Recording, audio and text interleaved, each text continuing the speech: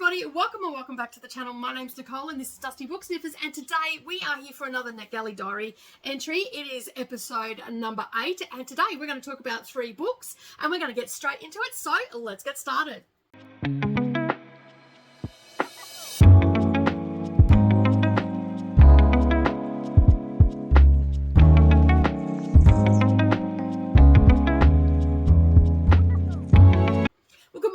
Everybody, and welcome back. All right, now I am going to be talking about 3 books today. These are all getting released on the 7th. I'm probably going to repeat that throughout this vlog because this is the second opener that I've had to do for this because I lost my original one. So I have no idea what I said in that one. So without further ado, let's get into the 3 books that I have read in the past couple of weeks for this episode. Thanks so much for being here. Don't forget to subscribe to the channel and also hit that like button as well. And let's get into it, shall we? Hi everybody, and welcome back. All right, so this is book 1 out of the 3 that I'm going to talk about. The first, and this one is called Wicked Jenny. Now this is in the horror genre, and it is book 1 of a cautionary tale series that evidently is going to be published by Severin House. So this is the first time I've ever got a title from this particular publishing house, and I'm pretty sure that I got this one off the UK NetGalley site. That seems to be where I get predominantly most of my books. So this one is coming out on the 7th of January, and it is in the horror genre. Now it is a cautionary tale because it is going to be part of a series, and so basically you have something that has happened and then there's repercussions for it and it becomes a cautionary tale. So that's sort of your formula that you've got going on here. Now, when I started reading this, I wasn't 100% sure. I've been doing a mix of immersive reading with Speechify and also reading it with my eyeballs. I've probably read about 45% with my eyeballs, and the rest of it's been immersive, and it's been backwards and forwards. Now, just so you know that this actually has a dual timeline. We're in 1988, and we're also in the present day, and we open up with a gentleman in the present day walking along a river, and basically he gets murdered, and you're led to believe that it's some sort of spectral thing happening. So anyway, that is how the book opens. It opened up really, really strong, and then we started going backwards and forwards in the timeline. So from the present, we were still in the present day because it goes from that to the news report that this Carl had been killed, and that was his name, Carl. And Andy is thinking about Carl, and his wife is really upset that Carl is dead. And Andy and Carl were friends from when they were younger, so Carl is also in the 1988 timeline. So we're going backwards and forwards. So we're learning about the boys, and we learned that they were you know, really rough and ready young lads, as lads are, and basically they would, you know, bully each other, and they'd take turns of picking on one another. And we're getting that sort of thinking through Andy and a couple of other characters that were in that. I think there was Johnny, and I think Gavin was the other one, and obviously Carl's dead. So we go to his funeral, all that sort of stuff, and Andy is thinking about, you know, how he did all these things when he was younger and he doesn't do these things anymore. And then we've got all these stuff just starting to unfold because what is happening, they are basically being haunted. Now, there was 2 girls that were murdered when they were younger. One died, one survived, but with severe brain damage, and basically she was in a coma for weeks, and then she came out. She had severe brain damage because of what happened to her. And there was a kid that was accused of it. He was I think he was in his early 20s, maybe. Was he 15? I think he might have actually been 15. Anyway, he was either 15 or between in his early 20s, and he was sent to jail, and subsequently he killed himself. So no one was actually brought to justice for the murder of Melanie and the bashing, attempted murder of Poppy. And so basically then all these guys that were around at that time start experiencing these sort of spectral hauntings, if you will. And so and we're trying to work out, are they being haunted by something of a spectral nature, or is it something more, you know, more set in reality? So we go through the whole thing. Now, for a long time there, I was like, this is just an average sort of book. I'm not really vibing with it or anything like that. I think the timeline was throwing me off. We were going backwards and forwards, and it wasn't really doing it for me, and then I got to about just a little after the halfway mark. Now I try not to DNF my NetGalley books. I try to persevere and go through them. Like, it has to be pretty darn bad for me to put it down. You know what? I'm not going to finish this. So I you know what? I'm going to persevere. We'll see where this goes. And basically, this just went from being an average book to being somewhat of a really good book. Now, it's not a 4-star read, but it is a high 3.75-star read on this one. That's what I'm going to rate it at, because we had that toing and froing, and for a little bit, as I said, I felt like it was just a meh book, but then we had some turning points in the book, and it really picked up pace, and it really started to, the formula really started bringing it all together. And some of the parts I was actually like, oh, because it did have some graphic stuff in it, and I just thought, oh, no, thank you. I'll just say putrid water, and you can let your imagination run wild. So yeah, and then ultimately we got to the end, which I'm not going to spoil for you, but I will leave the link down below where you can get this book if you're interested in reading it. And that is an affiliate link, so if you do purchase from that, it will help support the channel, and I would greatly appreciate that, because the more that I can be supported on this channel, the more great content I can bring you, such as the NetGalley Diaries. So yeah, so basically we had that. Now, there was, as I said, the only criticism I had really of this book was the toing and froing. I felt like it was, because it was chapter for chapter there for a lot of times, and it was getting a little bit monotonous, because we'd go back and we'd learn about them when they were kids. I felt like that could have been sped up a little bit. We could have skipped some of the stuff, but ultimately, that's what I was thinking as I was reading it. But ultimately, as I got to the end of the book, I'm like, I can see why the author did this and why it was put in there, because it was really important that it went in there, because not everything is as it seems. And it was a little bit confusing there for some of the things that were happening in the book as well, around the wives of these young lads as well. I'm like, I don't understand why they're being involved in it, but that also comes, like, I was really, like, I was sitting there going, this doesn't even need to be in here, like, what is this actually doing?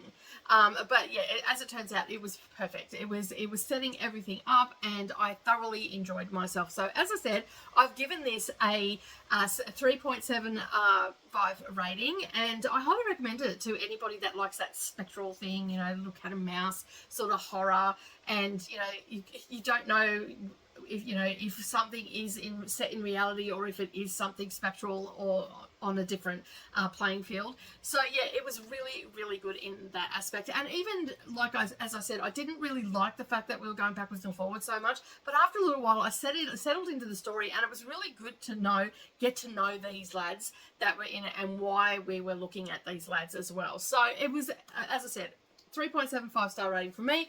The link is up down below, as it will be for all the books that I'm going to talk about today. Go check it out. I think you're going to thoroughly enjoy it. And this one would be really good if it's, I'm not sure if it's available. I didn't check if it's available on audiobook, because I use Speechify.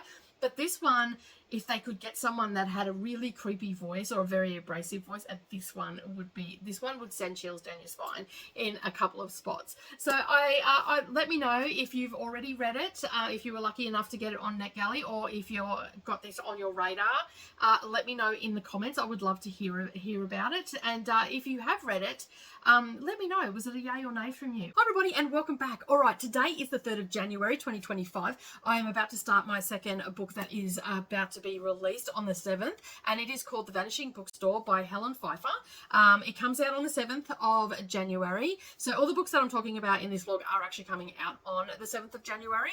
So this one has a beautiful cover. Absolutely, I think it's absolutely stunning. And there's a lot of these sort of vibey covers that I've been seeing around a lot lately. So that's what it looks like. Absolutely love it. Okay, so I've got Storygraph up here, and it's telling me that it's for people that love practical magic or the lost apothecary. So I've got high hopes for this. It's got a witchy vibe to it, and all the things that I love in a book. So I've been excited to read this one for a while, and I actually wanted to get to this last year, but I just didn't have a chance. So we've got two timelines. We've got 1692 in Salem, on the outskirts of Salem, and we've got the present day, and we're following the story of Dora in the present day. And she is stepping, and she's like not knowing what's going on with her family and all that sort of stuff. And there's some secrets there. We do know that. And in the 1692 timeline, there's a bookstore that stands covered in overgrown vines. Inside, a young woman hides a linen-wrapped journal under a loose floorboard and runs away. Panicked by the sound of hounds barking off in the distance, the bookstore vanishes into thin air. So then we come back into the present day timeline, and I feel like, because I've actually started it, and the little bits that I've read, it feels like that this is a continuing life cycle of these people that are in this. So we've got some aunties, and we've got Dora. Dora in the present day, we're in London, and she owns a florist store, and her auntie has just encouraged her to go over to Salem, and I believe this is where she is going to meet her mother for the first time, who she has been led to believe that tragically died. So that is the gist of the story in the present timeline. So I guess there's going to be a lot of secret reveals and all that sort of stuff, but I'm very interested in this vanishing bookstore, and how their life cycles are working. Like, they've been reborn, and they've keep going back to Salem, from what my understanding so far. So I'm liking the vibe of the book so far. I think I've read like 2 or 3 chapters at this point. I'm really liking the vibe of it, so I'm hoping that this vibe continues out, and it is giving very much the practical magic vibe to it. I haven't read The Lost Apothecary, but you know, you never know, I might read it in the next couple of weeks. You just never know. I do believe that is on my Kindle, so it's something that has been on my radar. Now, this is coming in, we don't have any star ratings or anything over here that I can see. There's been 26 reviews of the book so far. Oh, here we go. The average rating for this is a 3.96. That's not too bad. I'm happy with that rating out of 5. So a lot of people there's 26 people have reviewed it, and it's coming in as mysterious, emotional, and adventurous, with a little bit of darkness in there as well. Well, 53% dark. So yes, so I am excited to get into this, and I will come back and share my thoughts once I get to about the halfway mark, and let you know what I'm thinking of the story and all the things. So today is a sprint day for me, so it's going to be a day of sitting back, relaxing, and doing some reading, and yeah, I'll check in with you as soon as I get to the 50% mark. Well, good morning, everybody, and welcome back. All right, I am out here to do a little bit of work. As you can see, I've got a lot of crafting stuff I've got to do today, but I just wanted to check in with you all about The Vanishing Bookstore. So I started reading that yesterday, and I got about halfway through, and I didn't do my check-in, so I thought I'd do the check-in before I start reading today. So I am going to sit down, and before I start cleaning, I am going to sit down and just plan out my day and everything to fit what I need to fit in, and all the things. So as you can see, there is a ton of stuff everywhere that I need to sort out on my bench as well. So The Vanishing Bookstore, what can I say about this? It's witchy, it's got the vibes, it's practical magic vibes in it as well. Is it the same as Practical Magic? Hell no, it's a story out on its own. It's got nothing like it, except that it's got witches in it. It has that cozy vibe too that Practical Magic sort of has, but I'm going to go out and say, yeah, while it has some witches in it, and while they're trying to work out who they are and all that sort of stuff, it's got some vibes, but it's not practical magic. As for The Lost Apothecary, I think that's how you say it. I don't know. I haven't read it, so I can't say. But the one that I'm reading right now, The Vanishing Bookstore, is an absolute cracker of a read. I am thoroughly enjoying it. God, what a mess. This is what happens when you go on holidays and you don't care because you don't have customers coming. So I've got to get it cleaned up before Monday, which is the 6th. But anyway, I digress. The Vanishing Bookstore. We have Dora, or known as Isadora, in the 1600s timeline. We have Serafina, known as Sephi, in the present timeline. And we have Lenny, which I think her name was Leonora. And we also have Dora's mother is in it as well, but she's not really a prominent character in it at all, in my opinion, so far. Like, she's there, she's ill, and basically, yeah, she's not very prominent in the story. Like, she's in the timelines and she's mentioned and all that sort of stuff, but she's not prominent.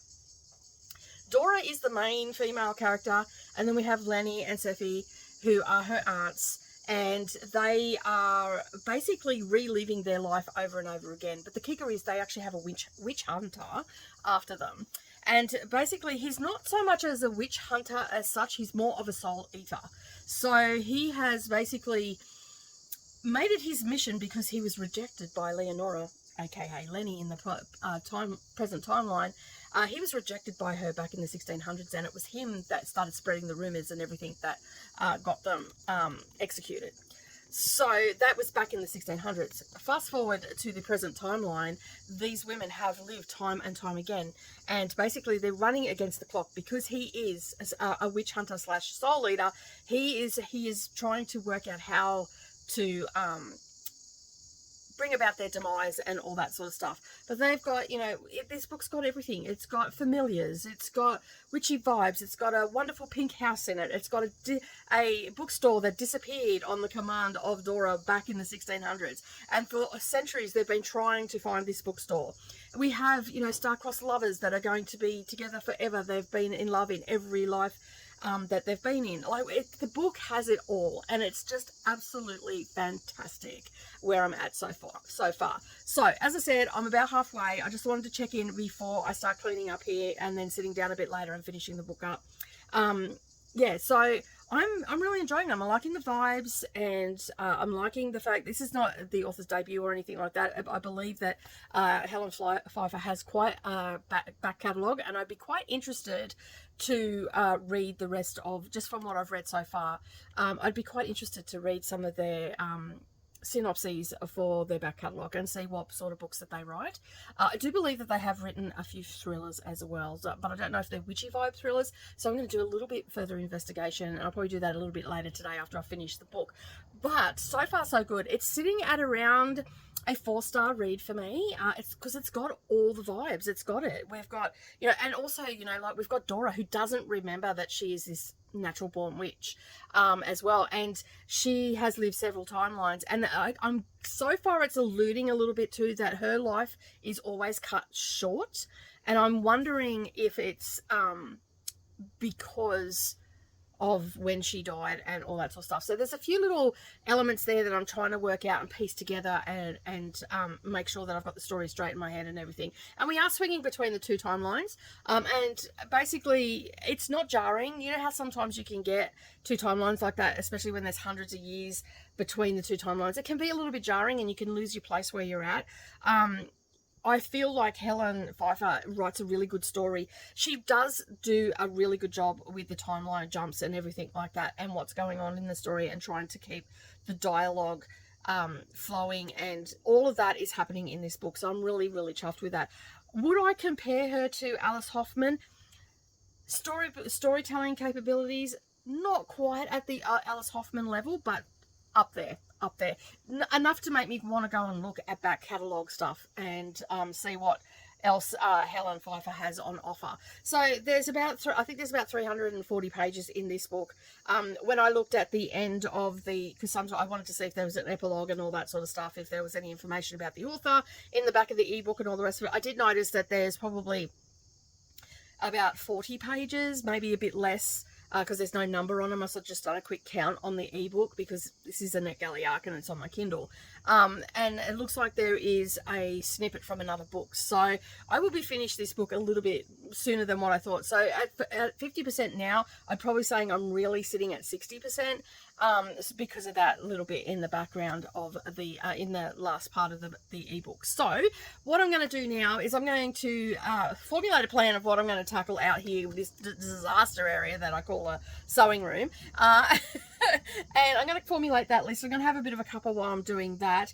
And then I'm going to basically get stuck into cleaning out here and then reading this book a bit later. So I should be finished it today. As I said, it doesn't have much to go. So I will check in a little bit later. Hopefully I can get what I need to get done. It's going to be a work in progress out here for a couple of days, I think. I've got to go and get some containers as well down at the shop. But I'm going to go and check in my storage shack and see if I've got any containers there. I know that Brendan took a couple, so I've got to go and check that out. But I want to get everything off the floor, all the rubbish out into the bin.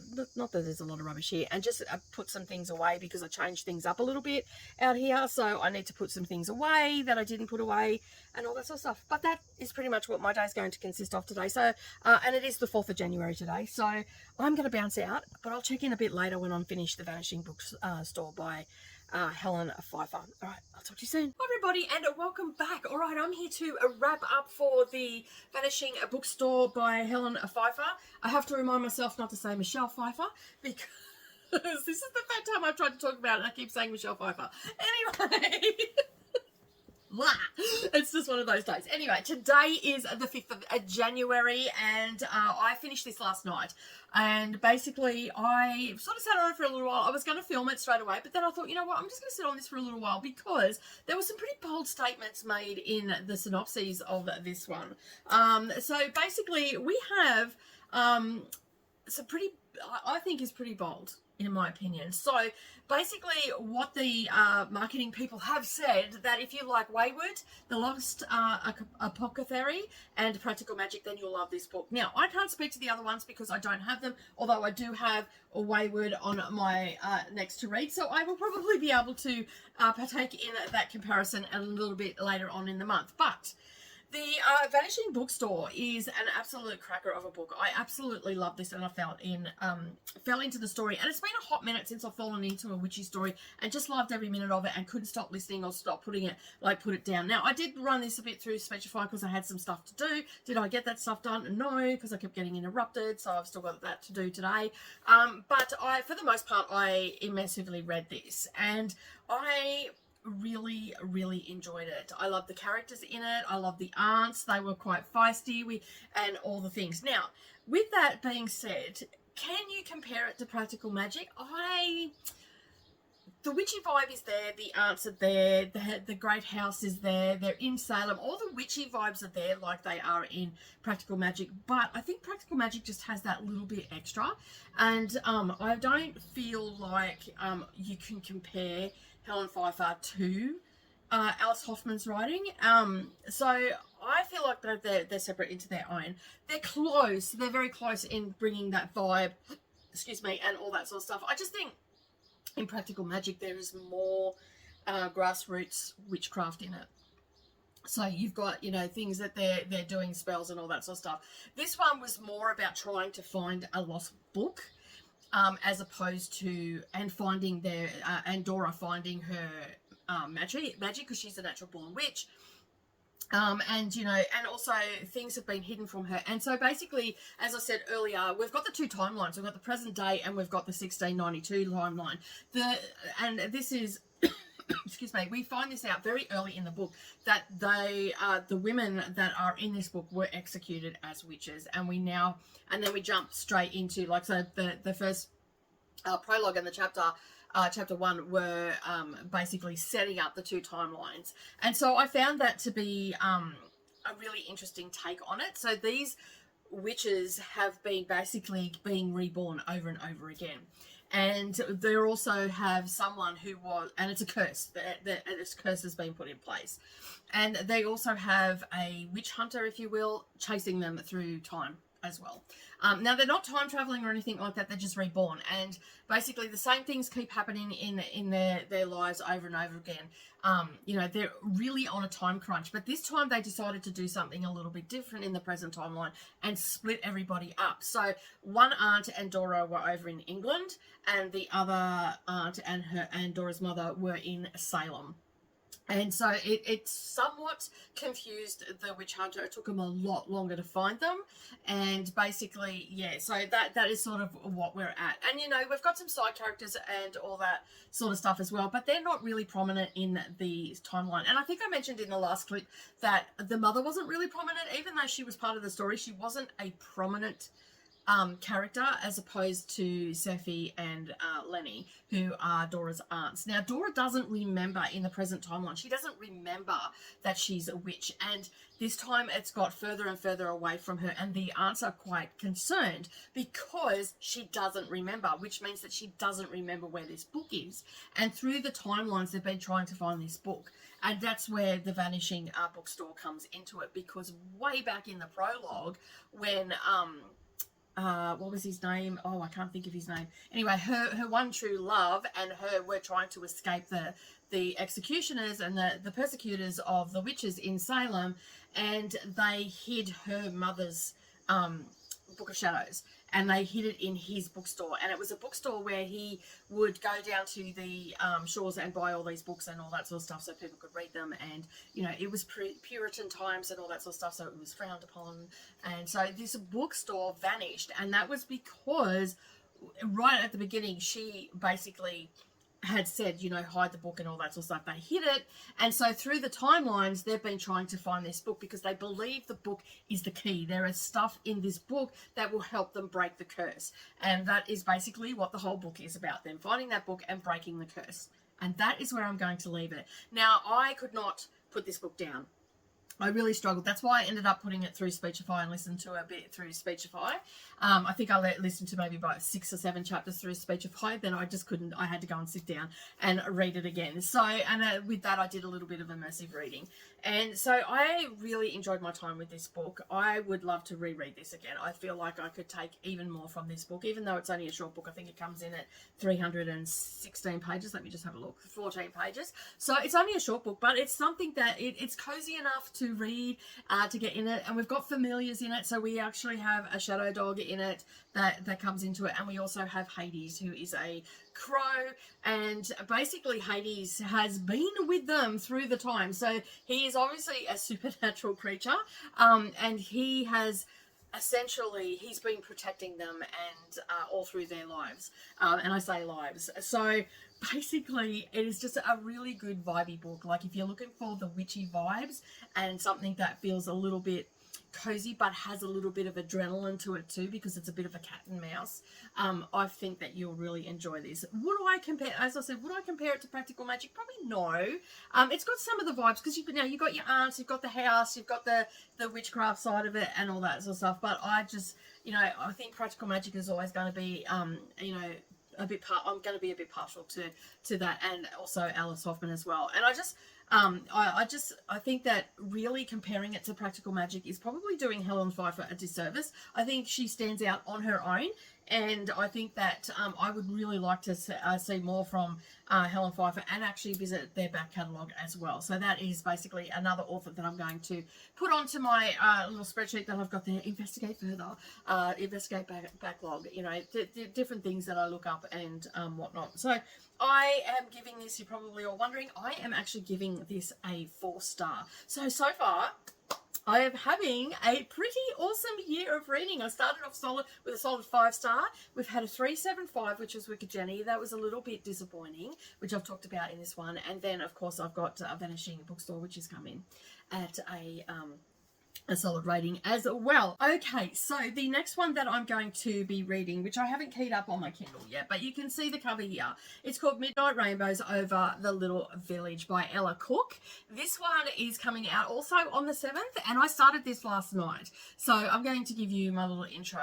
So basically we have the main character, Imogen, who's come to this small little village, and she's opening up a holistic pain management clinic, and that is what her whole thing is. And then we have Kim, who is a little bit of an outcast in her family. Her family is full of doctors. She's sort of a little bit lost and not knowing what she wants to do and all that sort of stuff. And right now she is actually into being a receptionist temp at her is it her brother's?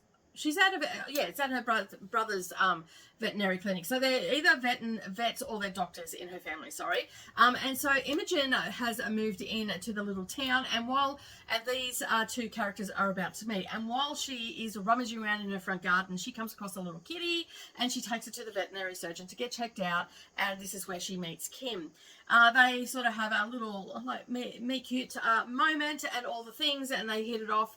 And then they sort of go their separate ways. And later on, Kim is out walking, and Imogen has set herself up for a nighttime picnic to watch for midnight rainbows, as Kim has called them. And that's how they get to know each other. And then subsequently, Imogen needs help with her I guess, clinic, you would probably call it. And so and Kim is actually a bit of an artist, a budding artist, and so they put their heads together, they come up with a design, and Kim then helps Imogen, and they get to know each other a little bit. It's a little bit of a slow burn sort of romance, in my opinion, and they get to know each other a little bit better, and subsequently they become attracted to one another, and the book is flowing on from there. So that's sort of where I'm at the moment. I haven't quite finished it. I've probably got maybe an hour and a half left of reading of it. I'm at around 75% 75%, something along those lines. But it's just a cute little romantic story of them getting to know one another. But the thing is, Kim isn't actually gay. So basically, she is almost having a coming of age sort of, how do you explain it? Getting to know herself a little bit better, trying to understand her feelings and all that sort of stuff. And Imogen is trying to help her.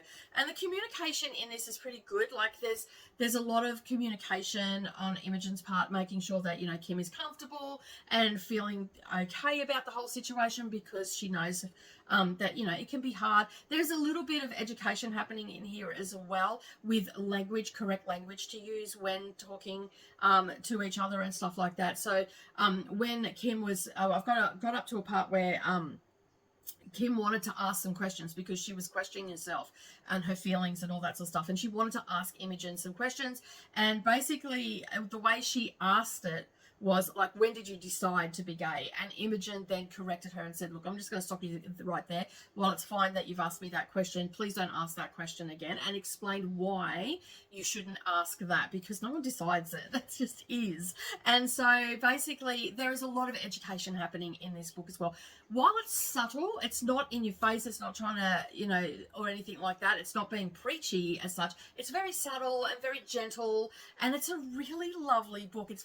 I'm getting real cozy vibes from it, because we're set in a little village and they're getting to know each other, and just the little things that are happening around. I'm just feeling like it's one that you could curl up with on the couch and just fall into the story. So right where I'm at right now, I am about, I think as I said, I'm about 75% through. So they are basically now really starting to explore their relationship a little bit better. And Kim is coming to terms with telling people, and she's just had a conversation with her mum, and I don't like the vibe I'm getting from it right now. I don't think her mum is really understanding what Kim is saying, because there's a lot of, oh, why don't you bring him to the wedding and all that sort of stuff. And she has said, I'm going to bring my girlfriend, but her mum has sort of just ignored her.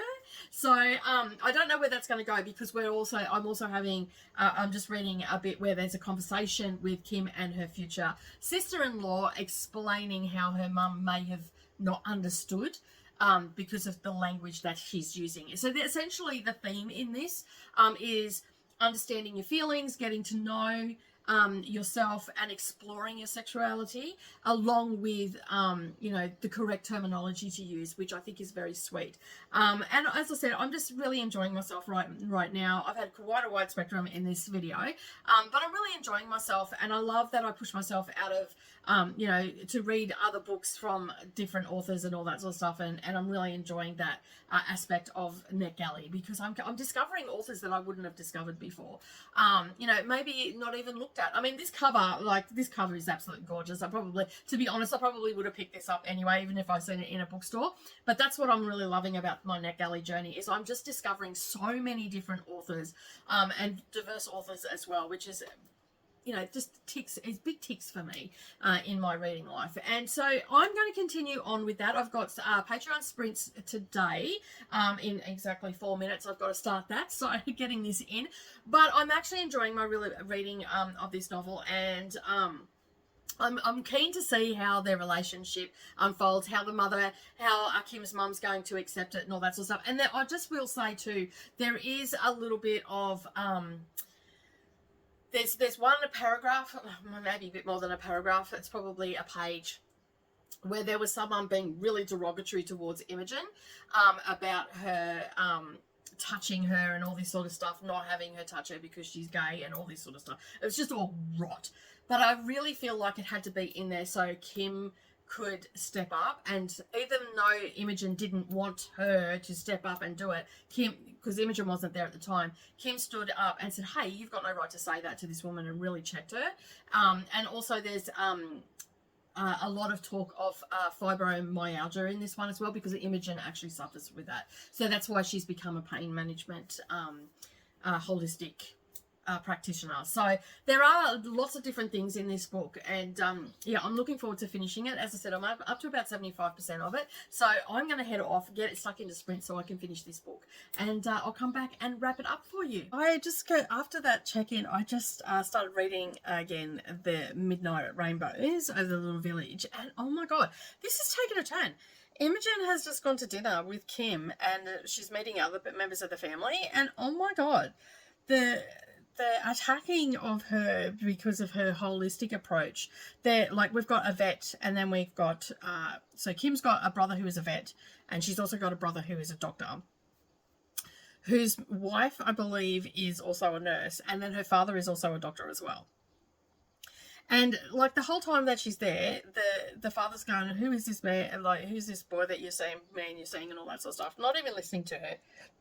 And then the brother comes in, and he's an arrogant ass. Like, he comes in and starts going on about how Imogen is a charlatan and your woo-woo lifestyle and all this sort of stuff. And it's like, and this is total spoilers, and then he turns around to his sister because she's defending Imogen, and turns around to, oh, of course you're gay, because it's all trendy now. And I'm like, oh my god, what the hell am I reading? I'm just like, what a load of horse shit that is. And anyway, excuse my French, but anyway, that's what happened in the book. And I just had to come in and say that. I'm like, oh my god, I don't know if I want to continue this book right now. But anyway, Kim is defending. Imogen is being very calm. They're not exacerbating the situation, so it's all good. All right, I'm going to get on with it, and I'll be back when I'm finished reading. Hi, everybody, and welcome back. All right, I'm here to do my wrap-up for Midnight Rainbows over the Little Village. Now, this is set in England, in a little quaint village, and we're following the story of Kim and Imogen. And so, basically, we're in a very small town, and yeah. So, as I said in the other one, you know, they've had that little meet cute moment where they're watching for midnight rainbows and all that sort of stuff. And we've had a little bit of, you know, angst with Kim's family and all that sort of stuff. Just different things that they've said. And as you heard in the last clip, I find that this is really trying to subtly educate people. I still believe that now that I have finished reading it. But oh my goodness, after I came in for that quick check-in and went, oh my god, what is going on? We had a dinner party at at Kim's family's house, and Kim made a rookie mistake, in my opinion. Basically, there was some angst between her brother. Now, her brother, there's one brother that is a medical professional that works with humans, and then another brother that is a veterinarian. Now, her other brother, who's a veterinarian, he's really open to Kim and all that sort of stuff, and really believes that they, you know, give her a hard time when they really shouldn't be, and all that sort of stuff. So anyway, the other brother comes in and starts having a go at Imogen because she is a holistic carer, and basically was going off his head at her and calling her all these names and all that sort of stuff. And then basically the brother turns around and says, of course, to Kim, because they said that they were together, and he goes, of course you are, because it's trendy and all this sort of stuff. I'm like, I'm holding my head going, what is going on in this book? And then basically I had to stop for a moment, just take a breath, and just, okay, I can go back into it. And I went back into it, and then Kim turns around and makes the biggest rookie mistake ever, and a way to make someone feel so uncomfortable and all the things. So basically, Kim, to prove a point, turns around and gives Imogen a big kiss in front of everybody, and Imogen got really upset about it because Imogen didn't have the best experience coming out to her parents. They actually disowned her. So she only has contact with her brother, and so she hasn't seen her parents in quite some time, and so she didn't have a very good experience, and she feels like it's her fault that her family is now fractured, and she did not want to be a part of Kim's little game of kissing her in front of, not that it was a game, but as she said to her, she said, never do that again. And next, when you're going to kiss someone like that, you need to make sure that it's because you can't keep your hands off them, that you just love them so much that you just want to touch them and be with them and all the things, right? Which is totally valid, totally valid. I feel like there probably could have been a little bit more discussion around that point on Imogen's part, but she was reacting to her own personal trauma from coming out. And of course, she has fibro, so any sort of stress or anything like that can cause a flare-up. And because she was so emotionally distraught because she basically split with Kim third act breakup, right? Split with Kim on that, and basically was devastated by that because they had just recently told each other that they loved each other, and all the things. But then the way her family reacted, I don't blame Imogen for running for the hills. Like, I'd get out the hell out of Dodge too. And I do agree with what she said. Kim shouldn't have done that rookie mistake. Kim is all I thought as I was reading it. Rookie mistake. Anyway, basically, then the brothers, the vet and Imogen's brother, know each other because it's a small town. Okay, I think small town, everybody knows everybody, right? And so they know each other, and so they've got together and they were talking and saying how devastated Kim was and how devastated Imogen was. And the boys came through for the fans. They did. They started meddling and all. I was like, please, come on, boys, you can do it. And they did. They came through and they meddled a little bit. And it was just a really lovely story. I'm not going to tell you how it completely ends. They meddled and how it all panned out and what happens with the family and all that sort of stuff. I haven't given you anything. I've just given you a slight spoilers, but overarching of what happened.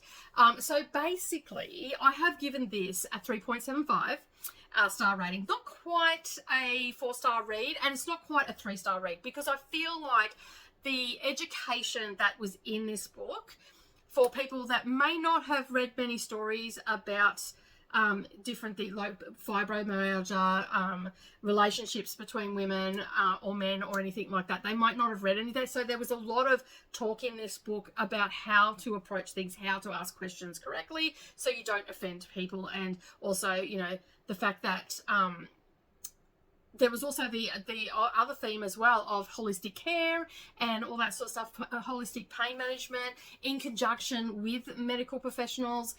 She was working in the hospital and all that sort of stuff. So there was a lot of education in this, in such a very short book, 224 pages. There was a lot in here. Could it have been explored a little bit more? Yes, because it was just touched on, but it was enough for you to go, okay, cool, okay, that's a valid point of how to ask questions and all that sort of stuff. So that's why I've bumped it up a little bit, because I feel like this is a little bit educational at the same time as a nice little romance as well. So I had a lot of fun with this, and I'm so glad that I picked it up. And I'm looking forward to reading a lot of the books that I have on my NetGalley shelf. So keep an eye out for my next video where I'll be talking about a few more books that are being released this month. And I will often do a extra videos where I'm talking about backlisted stuff. Right now I'm just trying to catch up on my 2025s.